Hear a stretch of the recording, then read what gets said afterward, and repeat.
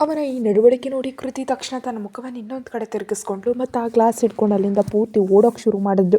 ಆದರೆ ಅವಳು ಓಡೋಕೆ ಹೋದ ತಕ್ಷಣ ಕೆಳಗೆ ಬಿದ್ದಿದ್ದ ಹಾಲಿನ ಹನಿ ಮೇಲೆ ಅವಳು ಕಾಲು ಬಿತ್ತು ಮತ್ತು ಮರುಕ್ಷಣವೇ ಅವಳು ಕಾಲು ಜಾರ್ತು. ಆದರೆ ಅವಳು ಕೆಳಗೆ ಬೀಳೋ ಮುಂಚೆನೇ ರಾಣ ಅವಳನ್ನ ತನ್ನ ತೋಳುಗಳಲ್ಲಿ ಹಿಡಿದು ಕಾಪಾಡಿಬಿಟ್ಟ.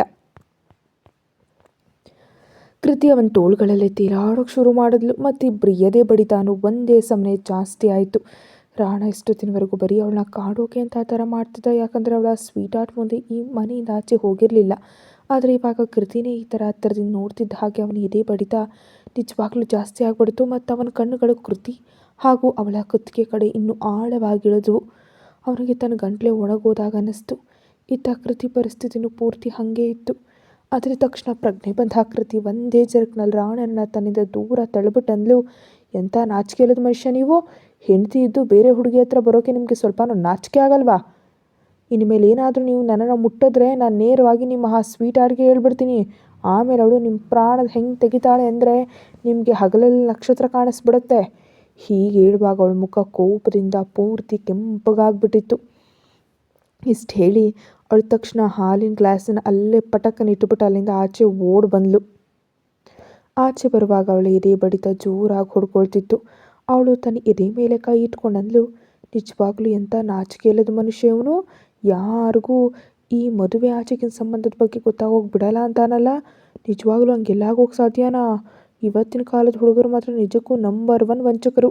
ಹೀಗೆ ಅನ್ನುವಾಗ ಸಡನ್ನಾಗಿ ಅವಳ ಕಣ್ಣು ಮುಂದೆ ತನ್ಮೈ ಮುಖ ಬಂದು ಹೊಂಟೋಯಿತು. ಅವಳ ಕಣ್ಣುಗಳಲ್ಲಿ ನೀರು ತುಂಬ್ಕೊಂತು. ಅವಳು ತನ್ನ ಕಣ್ಣೀರನ್ನು ಒರೆಸ್ಕೊಳ್ತಾ ತನ್ನ ರೂಮ್ ಕಡೆ ಹೋಗ್ತಿದ್ದಾಗ ಕೆಳಗೆ ಹಾಲ್ನಲ್ಲಿ ನಿಂತಿದ್ದಂಥ ಜುನೂನ್ ಕಣ್ಣುಗಳು ಅವಳ ಮೇಲೆ ಬಿದ್ದವು. ಅವಳು ಅಳ್ತಿರೋದನ್ನು ನೋಡಿ ಜುನೂನ್ ಮುಖದಲ್ಲಿ ಕೋಪ ಕಾಣಿಸ್ತು ಮತ್ತು ಅವಳ ಓರೆ ನೋಟ ಇವಾಗ ರಾಣನ ರೂಮ್ ಕಡೆ ಹೋಯಿತು. ಅವಳು ತಕ್ಷಣ ತನಗೆ ತಾನೇ ಅಂದ್ಕೊಂಡ್ಳು, ಈ ಹುಡುಗ ಸುಮ್ಮನೆ ಇರಲ್ಲ. ಆದರೆ ಇವನ ಅಪ್ಪನನ್ನೇ ನಾನು ಸೀದಾ ಮಾಡಿದ್ದೀನಿ, ಇನ್ನು ಇವನು ಯಾವ ಲೆಕ್ಕ? ಇದನ್ನು ಹೇಳುವಾಗ ಅವಳ ಮುಖದಲ್ಲಿ ಒಂಥರ ತುಂಟತನದ ರಿಯಾಕ್ಷನ್ ಇತ್ತು.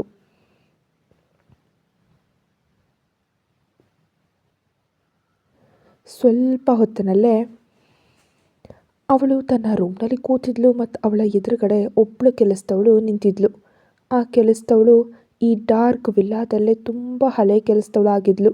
ಅವಳ ಹತ್ರ ಈ ವಿಲ್ಲಾದಲ್ಲಿ ಯಾವಾಗ ಏನೇನು ನಡೀತು ಅನ್ನೋ ಪ್ರತಿಯೊಂದು ಇನ್ಫಾರ್ಮೇಷನ್ ಇರ್ತಿತ್ತು. ಜುನೂನ್ ಅವಳ ಕಡೆ ನೋಡ್ತಾ ಅಂದ್ಲು, ನಿನಗೆ ನೀನೇ ಎಲ್ಲವನ್ನ ಹೇಳ್ತೀಯಾ ಅಥವಾ ನಾನು ಹೇಳಿಸ್ಬೇಕಾ? ಆ ಕೆಲಸದವಳು ಗಾಬರಿಯಿಂದ ತಕ್ಷಣ ಅಂದು, ಇಲ್ಲ ಇಲ್ಲ ಮೇಡಮ್ ಅವರೇ, ನಾನೇ ಹೇಳ್ತೀನಿ. ಅದು ಒಂದು 4-5 ದಿನದ ಮುಂಚೆ ರಾಣಾ ಸರ್ ಏನೋ ಕೆಲಸದ ಮೇಲೆ ಆಚೆ ಹೋಗಿದ್ರು. ಅವ್ರು ವಾಪಸ್ ಬರುವಾಗ ಅವ್ರ ಜೊತೆನೇ ಆ ಮೇಡಮ್ ಕೂಡ ಬಂದರು. ಕೃತಿ ಮೇಡಮ್ ಬಂದಾಗ ಅವ್ರ ಕಂಡೀಷನ್ ತುಂಬ ಕೆಟ್ಟದಾಗಿತ್ತು. ತಲೆಗೆ ಪಟ್ಟಿ ಕಟ್ಟಿದ್ರು ಮತ್ತು ಆಮೇಲೆ ಡಾಕ್ಟರ್ ಕೂಡ ಕರೆಸಲಾಯಿತು. ಡಾಕ್ಟರ್ ಅವರಿಗೆ ಟ್ರೀಟ್ಮೆಂಟ್ ಕೊಟ್ಟ ಮೇಲೆಯೂ ನಮಗೂ ಗೊತ್ತಾಗಿದ್ದು ಅವರಿಗೆ ಗರ್ಭಪಾತ ಆಗಿದೆ ಅಂತ. ಈ ಗರ್ಭಪಾತದ ವಿಷಯ ಕೇಳಿ ಜುನೂನ್ ಕಣ್ಣುಗಳು ಪೂರ್ತಿ ದೊಡ್ಡದಾದವು. ಆ ಕೆಲಸದವಳು ಮತ್ತೊಮ್ಮೆ ಅಂದ್ಲು, ಅದರ ಜೊತೆಗೆ ಅವರ ಎದೆ ಮೇಲೂ ಒಂದು ಗುಂಡು ತಗುಲಿತ್ತು. ಅದು ಜಾಸ್ತಿ ಆಳಕ್ಕೆ ಹೋಗಿರಲಿಲ್ಲ, ಅದಕ್ಕೆ ಪ್ರಾಣ ಉಳಿತು. ಆದರೆ ನಿಜ ಹೇಳ್ತೀನಿ ಮೇಡಮ್ ಅವರೇ, ಅವ್ರ ಪರಿಸ್ಥಿತಿ ನೋಡಿದ್ರೆ ಅವರು ಬದುಕ್ತಾರೆ ಅಂತ ನಮ್ಗೆ ಅನ್ನಿಸ್ಲೇ ಇಲ್ಲ. ತುಂಬ ಧೈರ್ಯವಂತ ಹುಡುಗಿ ಅವಳು, ಅದಕ್ಕೆ ಇಷ್ಟು ಬೇಗ ಚೇತರಿಸ್ಕೊಂಡಿದ್ದಾಳೆ. ಕೆಲಸದವಳು ತನ್ನ ಮಾತು ಹೇಳ್ತಿದ್ಲು. ಇತ್ತ ಜುನೂನ್ ಮುಖದಲ್ಲಿ ಒಂಥರ ನಿಗೂಢವಾದ ಯೋಚನೆಗಳು ಓಡಿದ್ವು. ಗರ್ಭಪಾತದ ಮಾತು ಕೇಳಿ ಅವಳು ತನಗೆ ತಾನೇ ಅಂದ್ಕೊಂಡ್ಳು, ರಾಣಾಗೆ ಮೊದಲೇ ಕೃತಿ ಗೊತ್ತಿದ್ಲ? ಆ ಮಗು ಇವನದೇನಾ? ಇಲ್ಲ ಇಲ್ಲ, ಹಂಗಾಗೋಕ್ಕೆ ಸಾಧ್ಯನೇ ಇಲ್ಲ. ರಾಣಾ ಲೈಫ್ನಲ್ಲಿ ಇಷ್ಟೆಲ್ಲ ಹಾಕ್ತಿದ್ರು, ಆ ಮಿಸ್ಟರ್ ಗ್ಯಾಂಗ್ಸ್ಟರ್ಗೆ ಗೊತ್ತಿಲ್ಲದೆ ಇರೋಕ್ಕೆ ಚಾನ್ಸೇ ಇಲ್ಲ. ಒಂದು ವೇಳೆ ಅವ್ರಿಗೆ ಗೊತ್ತಿದ್ದಿದ್ರೆ ಅವರು ಖಂಡಿತ ನನಗೆ ಹೇಳ್ತಿದ್ರು. ಪಕ್ಕಾ ಕೃತಿ ಜೊತೆ ಯಾರೋ ಏನೋ ಕೆಟ್ಟದ್ದು ಮಾಡಿದ್ದಾರೆ. ಇದನ್ನು ಹೇಳುವಾಗ ಅವಳ ಮುಖದಲ್ಲಿ ಟೆನ್ಷನ್ ಮತ್ತು ಸಂಕಟ ಎರಡೂ ಕಾಣಿಸ್ತಿತ್ತು. ಅವಳು ಮತ್ತೊಮ್ಮೆ ತನಗೆ ತಾನೇ ಅಂದ್ಕೊಂಡ್ಳು, ಇವಾಗ ಇದರ ಅಸಲಿ ವಿಷಯ ಏನಂತ ನನಗೆ ಕೃತಿನೇ ಹೇಳಬೇಕು. ಇಷ್ಟು ಯೋಚನೆ ಮಾಡಿ ಅವಳು ತನ್ನ ಜಾಗದಿಂದ ಎದ್ದು ರೂಮ್ನಿಂದ ಆಚೆ ಬಂದಳು. ಅವಳಿನ್ನೂ ಆಚೆ ಬಂದ ತಕ್ಷಣವೇ ಅವಳ ಕಣ್ಣು ಎದುರಿಗಿನ ಬಾಗಿಲ ಕಡೆ ಹೋಯಿತು. ಅಲ್ಲಿಂದ ರಾಜ್ ಮತ್ತು ರಹನು ಇಬ್ಬರು ಒಳಗಡೆ ಬರ್ತಿದ್ರು. ಅವರಿಬ್ಬರನ್ನ ಅಲ್ಲಿ ನೋಡಿ ಜುನೂನ್ ಗಾಬರಿಯಲ್ಲಿ ತನ್ನ ನಾಲಿಗೆಯನ್ನು ಹಲ್ಲುಗಳ ಮಧ್ಯೆ ಕಚ್ಕೊಂಡ್ಬಿಟ್ಲು. ಅದೇ ಸಮಯದಲ್ಲಿ ಕೃತಿ ಕೂಡ ಇವಾಗ ತಾನೇ ತನ್ನ ರೂಮ್ನಿಂದ ಹೊರಗೆ ಬಂದಿದ್ಲು. ಅವಳ ಕಣ್ಣು ಕೂಡ ರಾಜ್ ಮೇಲೆ ಬಿತ್ತು. ರಾಜ್ನ ನೋಡಿದ ತಕ್ಷಣ ಅವಳ ಮುಖದಲ್ಲಿ ಒಂಥರ ಮೆರಗು ಬಂತು. ಅವಳು ತಕ್ಷಣ ಮೆಟ್ಟಿಲಿಳಿದು ಕೆಳಗೆ ಬಂದಳು. ಜುನೂನ್ ಏನಾದರೂ ಹೇಳೋ ಮುಂಚೆನೇ ಕೃತಿ ಹೋಗಿ ನೇರವಾಗಿ ರಾಜ್ ಎದುರುಗಡೆ ನಿಂತುಬಿಟ್ಲು ಮತ್ತು ಅವನ್ನ ಆಶ್ಚರ್ಯದಿಂದ ನೋಡೋಕೆ ಶುರು ಮಾಡಿದ್ಲು. ಕೃತಿ ತನ್ನ ಎದುರು ನಿಂತು ನೋಡೋದನ್ನು ನೋಡಿ ರಾಜ್ಗೇನೆ ಆಶ್ಚರ್ಯ ಆಗೋಯ್ತು. ಇವಳು ಯಾಕೆ ನನ್ನನ್ನು ಈ ಥರ ನೋಡ್ತಿದ್ದಾಳೆ ಅಂತ. ಆದರೆ ಸಡನ್ನಾಗಿ ಕೃತಿ ಸ್ವಲ್ಪ ನಕ್ಕು ರಾಜ್ ಕಡೆ ಬೆರಳು ತೋರಿಸ್ತಾ ಅಂದ್ಲು, ನೀವು ಮಿಸ್ಟರ್ ರಾಜ್ ಅವರ ಅಲ್ವಾ? ಅವಳ ಮಾತು ಕೇಳಿ ರಾಜ್ ಕೆಲವು ಕ್ಷಣ ಅವಳನ್ನೇ ನೋಡಿ ಆಮೇಲೆ ಹ್ಞೂ ಅಂತ ತಲೆ ಅಲ್ಲಾಡಿಸ್ದ. ಕೃತಿ ಖುಷಿಯಿಂದ ನಗ್ತಾ ಅಂದ್ಲು, ನನಗೆ ನಂಬೋಕೆ ಆಗ್ತಿಲ್ಲ ನಾನು ನಿಮ್ಮನ್ನು ನೋಡ್ತಿದ್ದೀನಿ ಅಂತ. ನಿಮ್ಗೆ ಗೊತ್ತಾ, ನಾನು ಇನ್ನೂ ಸ್ವಲ್ಪ ಚಿಕ್ಕವಳಿದ್ದಾಗ, ಸ್ವಲ್ಪ ಚಿಕ್ಕವಳಲ್ಲ, ಇನ್ನೂ ಸ್ವಲ್ಪ ದೊಡ್ಡವಳಾಗಿದ್ದಾಗ ನಿಮ್ಮನ್ನು ಟಿ ವಿಯಲ್ಲಿ ನೋಡ್ತಿದ್ದೆ. ನಿಮ್ಮ ಬಗ್ಗೆ ನ್ಯೂಸ್ ಬಂದಿತ್ತು. ಆ ಸಮಯದಲ್ಲಿ ನಿಮಗೆ business man of the year award ಸಿಕ್ಕಿತ್ತು. ಆವಾಗ ನೀವು ನಿಮ್ಮ ಅವಾರ್ಡನ್ನು ಯಾರೋ ಒಬ್ಬರು ಸ್ವೀಟ್ ಆರ್ಟ್ಗೆ ಡೆಡಿಕೇಟ್ ಮಾಡಿದ್ರಿ.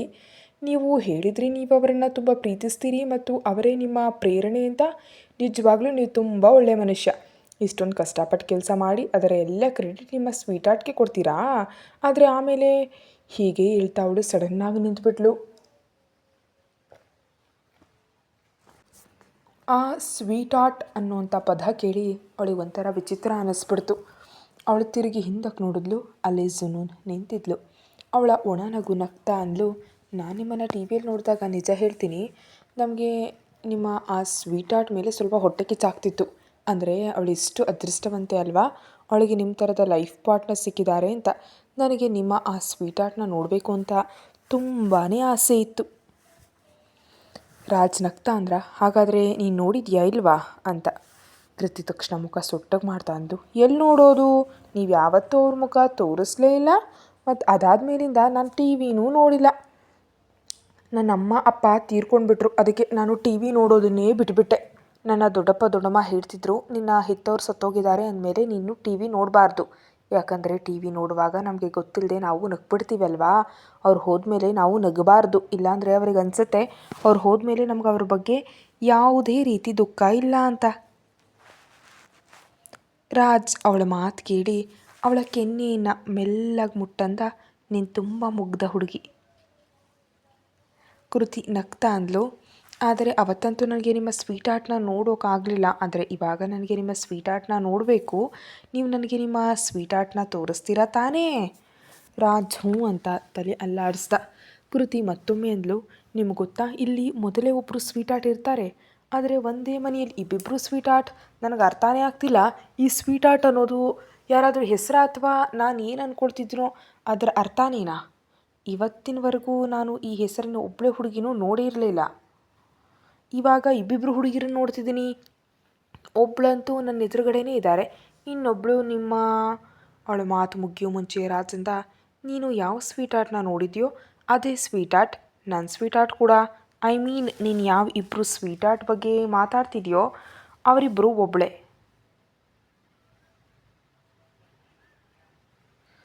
ರಾಜ್ ಮಾತು ಕೇಳಿ ಕೃತಿ ಮುಖದ ಬಣ್ಣನೇ ಪೂರ್ತಿ ಬದಲಾಗೋಯ್ತು. ಅವಳು ತಿರುಗಿ ವಾಪಸ್ ಜುನೂನ್ ಕಡೆ ನೋಡ್ತಾ ಅಂದ್ಲು, ನೀವಿವರಿಗೂ ಸ್ವೀಟ್ ಆರ್ಟಾ? ಜುನೂನ್ ಮೆಲ್ಲಕ್ಕೆ ನಕ್ಕಂದ್ಲು, ಇವರಿಗಂತೂ ಎಲ್ರಿಗಿಂತ ಮೊದಲೇ ನಾನು ಸ್ವೀಟ್ ಆರ್ಟ್. ಕೃತಿ ಇವಾಗ ಮುಖ ಸ್ವಲ್ಪ ಸೊಟ್ಟಗೆ ಮಾಡಿದ್ಲು, ಯಾಕಂದರೆ ಅವಳಿಗೆ ಅನ್ನಿಸ್ತು ಜುನೂನ್ ರಾಣಾಗ ಮೋಸ ಮಾಡ್ತಿದ್ದಾಳೆ ಅಂತ. ಅವಳು ತಕ್ಷಣ ಅಂದರು, ಆದರೆ ಇದು ಸರಿಯಲ್ಲ ಅಲ್ವಾ? ಅಷ್ಟರಲ್ಲೇ ಬಾಗಿಲ ಕಡೆಯಿಂದ ಒಂದು ಧ್ವನಿ ಕೇಳಿಸ್ತು, ನಾನು ನಿಮ್ಮ ಮೇಲೆ ತುಂಬ ಬೇಜಾರು ಮಾಡ್ಕೊಂಡಿದ್ದೀನಿ ಸ್ವೀಟ್ ಆರ್ಟ್. ನಾನು ನಿಮ್ಮ ಜೊತೆ ಖಂಡಿತ ಮಾತಾಡಲ್ಲ. ನೀವು ನನ್ನ ಜೊತೆ ಹೆಂಗೆ ಮಾಡೋಕ್ಕೆ ಸಾಧ್ಯ? ನನ್ನನ್ನು ಅಲ್ಲೇ ಬಿಟ್ಬಿಟ್ಟು ಬರೋಕ್ಕೆ ನಿಮಗೆ ಎಷ್ಟು ಧೈರ್ಯ? ಅದು ಇನ್ನೂ ನನ್ನ ರೇಸ್ ನಡೀತಿರೋ ಟೈಮ್ನಲ್ಲಿ. ಹೀಗೆ ಹೇಳ್ತಾ ರಹನು ಒಳಗಡೆ ಬರ್ತಿದ್ಲು ಮತ್ತು ಅವಳನ್ನ ನೋಡ್ತಾ ಕೃತಿ ಬರೀ ಅವಳನ್ನೇ ನೋಡ್ತಾ ನಿಂತುಬಿಟ್ಲು. ಅವಳು ನೋಡೋಕ್ಕೆ ಪೂರ್ತಿ ಸ್ವರ್ಗದಿಂದ ಇಳಿದು ಬಂದು ಅಪ್ಸರೆ ಥರ ಇದ್ಲು. ಚಂದ್ರನ ಒಂದು ಸಣ್ಣ ಚೂರು ನೀರಿನ ಒಂದು ಅಲೆ ಥರ ಇತ್ತು ಅವಳ ನಡಿಗೆ, ಮತ್ತು ಸಮುದ್ರದ ಥರ ಆಳವಾಗಿದ್ವು ಅವಳ ಕಣ್ಣುಗಳು. ಕೃತಿ ಮತ್ತೊಮ್ಮೆ ಆಶ್ಚರ್ಯಪಟ್ಟು, ಯಾಕಂದರೆ ಈ ಹೊಸ ಹುಡುಗಿ ಕೂಡ ಜುನೂನ್ಗೆ ಸ್ವೀಟ್ ಆರ್ಟ್ ಅಂತಾನೇ ಕರೆದ್ಲು. ರಹನು ಬಂದು ಜುನೂನ್ ಎದುರು ನಿಂತಂದ್ಲು, ಇನ್ಮೇಲೆ ನಾನು ನಿಮ್ಮ ಜೊತೆ ಸ್ವಲ್ಪನೂ ಮಾತಾಡಲ್ಲ ಸ್ವೀಟ್ ಆರ್ಟ್. ಜುನೂನ್ ಮೆಲ್ಲಗೆ ನಕ್ಬಿಟ್ಟಂದ್ಲು, ಓಕೆ ಫೈನ್, ಮಾತಾಡಬೇಡ ಬಿಡು. ರಹನು ಮುಖ ಸುಡ್ತಾ ಅಂದ್ಲು, ನಾನು ಬೇಜಾರು ಮಾಡಿಕೊಂಡ್ರೆ ನಿಮಗೆ ಒಂಚೂರು ತಲೆ ಕೆಡಿಸ್ಕೊಡಲ್ವಾ? ಜುನೂನ್ ಇಲ್ಲ ಅಂತ ತಲೆ ಅಲ್ಲಾಡ್ಸಂದ್ಲು, ಏನೂ ತಲೆ ಕೆಡಿಸ್ಕೊಡಲ್ಲ. ರಹನು ಇವಾಗ ರಾಜ್ ಕಡೆ ನೋಡಂದ್ಲು, ನೀವು ನೋಡ್ತಿದ್ದೀರಾ ನಿಮ್ಮ ಸ್ವೀಟ್ ಆರ್ಟ್ ನನ್ನನ್ನು ಹೆಂಗೆ ಟ್ರೀಟ್ ಮಾಡ್ತಿದ್ದಾರೆ ಅಂತ. ಆದರೆ ನನಗೆ ಗೊತ್ತು ಇವ್ರು ಯಾಕೆ ನನ್ನ ಜೊತೆ ಹೀಗೆ ಮಾಡ್ತಿದ್ದಾರೆ ಅಂತ. ಯಾಕಂದರೆ ಇವರಿಗೆ ನನ್ನ ಮೇಲೆ ಹೊಟ್ಟೆ ಕಿಚ್ಚಲ್ವಾ? ನೀವು ಇವರಿಗಿಂತ ಜಾಸ್ತಿ ನನ್ನನ್ನು ಪ್ರೀತಿಸ್ತೀರಿ, ಅದಕ್ಕೆ.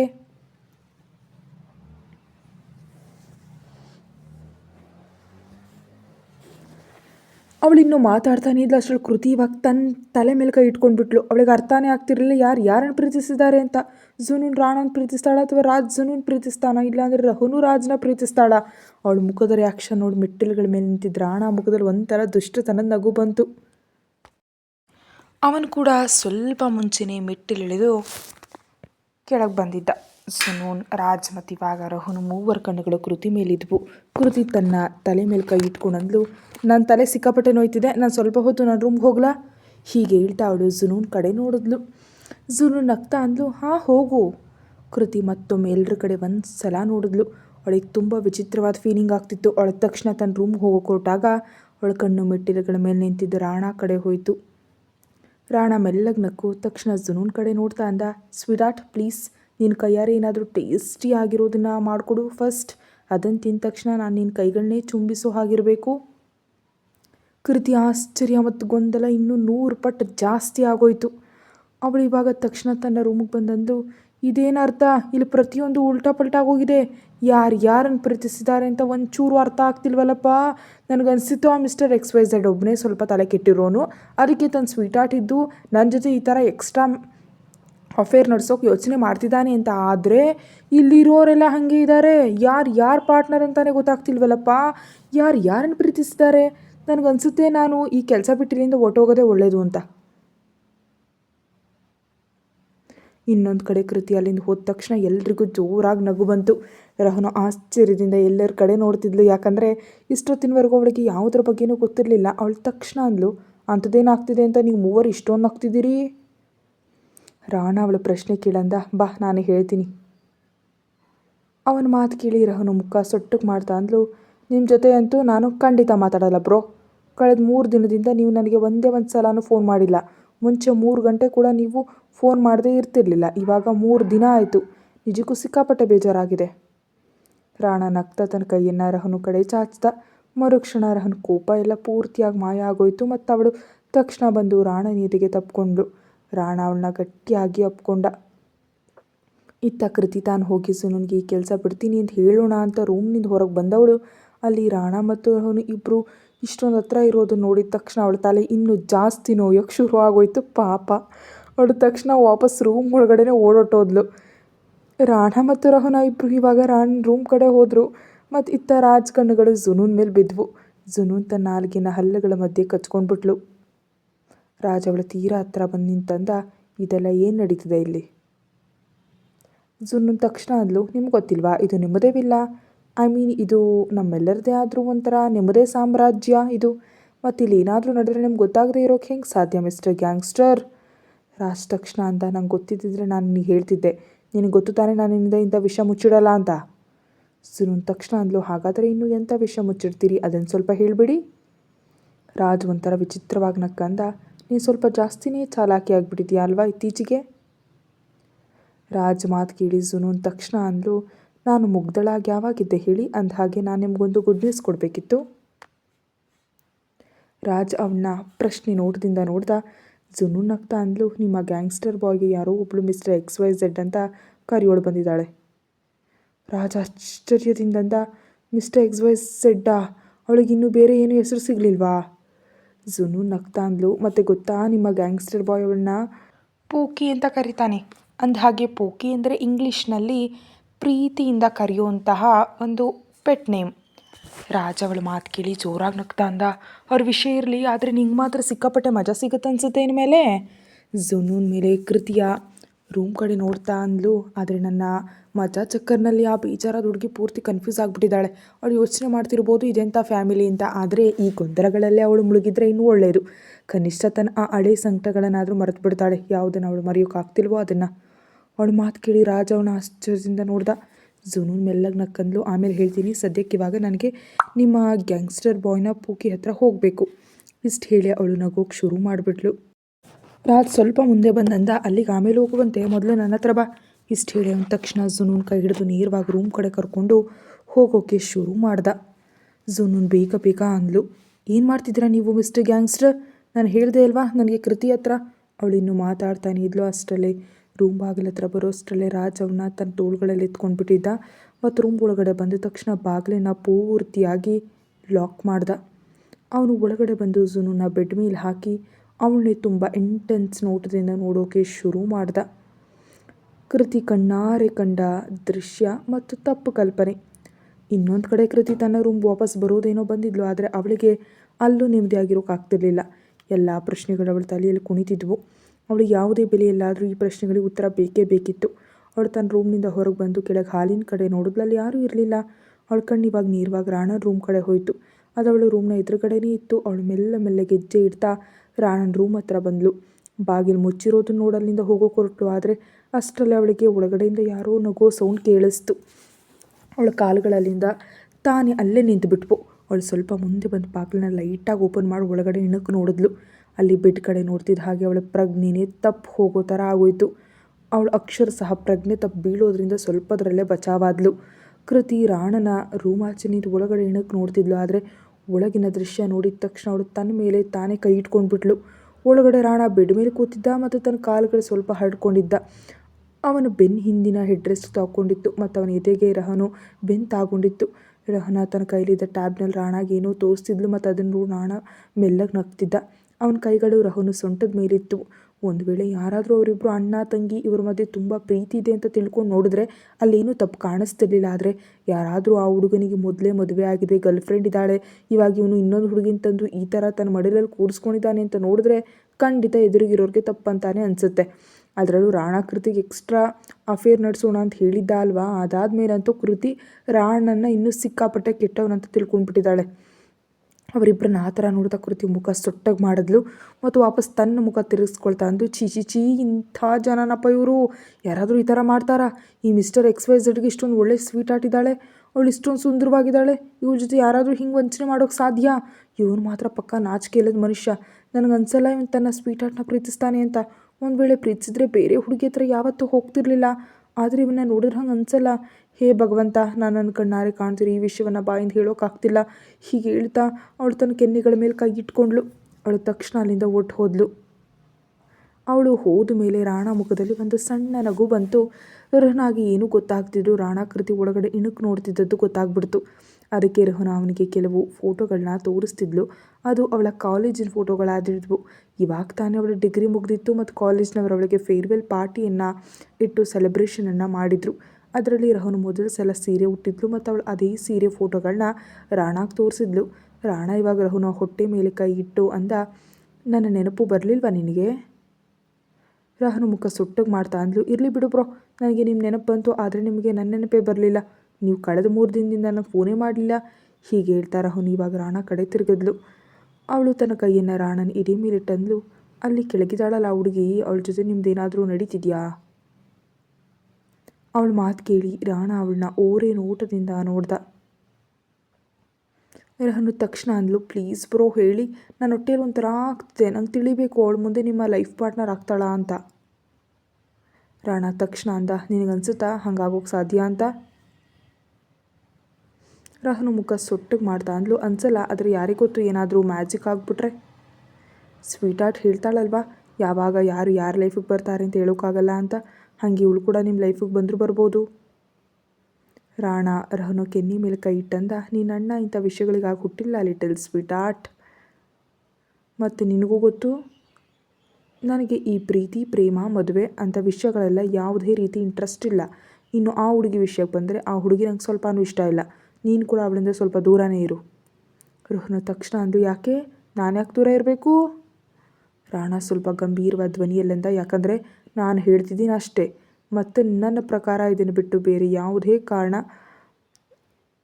ಮುಖ್ಯ ಆಗಲ್ಲ. ರಹನು ಒಂದು ಗಟ್ಟಿ ಉಸಿರು ತೊಗೊಂಡಂದ್ಲು, ಓಕೆ ಬಾಸ್, ನೀವು ಹೇಳಿದ ಮೇಲೆ ನಿಮ್ಮ ಲಿಟಲ್ ಸ್ವೀಟ್ ಆರ್ಟ್ ನಿಮ್ಮ ಮಾತು ಕೇಳಬೇಕಲ್ವಾ?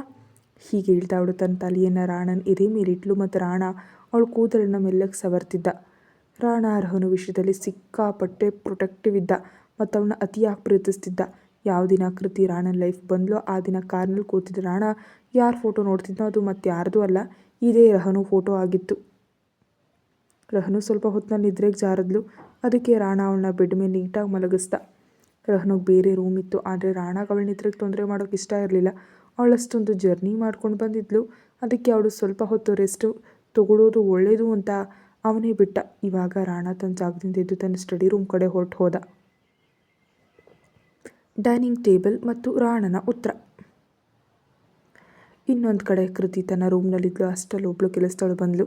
ಅವಳ ಕೆಳಗೆ ಊಟಕ್ಕೆ ಕರೆಯೋಕೆ ಕೃತಿ ಹೂ ಅಂತ ತಲೆ ಅಲ್ಲಾಡ್ಸ ಕೆಲಸದವಳ ಜೊತೆ ಊಟಕ್ಕಂತ ಕೆಳಗೆ ಬಂದ್ಲು. ಅಲ್ಲಿ ರಾಜ್ ಮತ್ತು ಸುನೂನ್ ಇಬ್ಬರೂ ಇರಲಿಲ್ಲ. ಯಾಕಂದರೆ ಅವರಿಬ್ಬರು ಸದ್ಯಕ್ಕೆ ತಮ್ಮಲ್ಲಿ ಎಷ್ಟೊಂದು ಬ್ಯುಸಿ ಇದ್ದರು ಅಂದರೆ ಯಾರೂ ಅವರನ್ನು ಡಿಸ್ಟರ್ಬ್ ಮಾಡ್ತಿರ್ಲಿಲ್ಲ. ಯಾಕಂದರೆ ಅವರ ರೂಮ್ ಆಚೆ ಡೋಂಟ್ ಡಿಸ್ಟರ್ಬ್ ಅನ್ನೋ ಬೋರ್ಡ್ ಹಾಕಲಾಗಿತ್ತು.